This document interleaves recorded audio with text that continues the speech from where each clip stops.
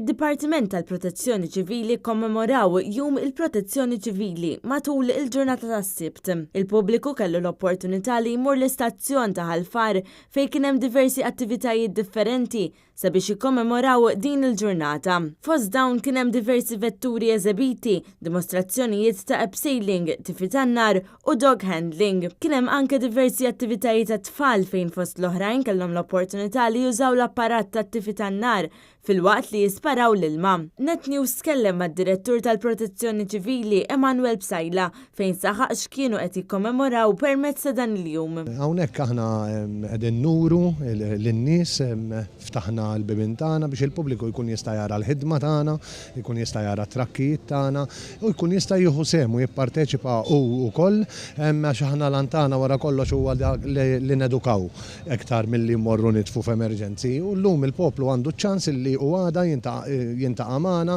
jintaqa' mal-membri tagħna u bideħ stess jitgħallem jitfi affarijiet żgħar u tfal għandhom fejn jieħdu pjaċir ukoll. Intant kien hemm dimostrazzjonijiet anke minn St. John's Ambulance u Malta Red Cross.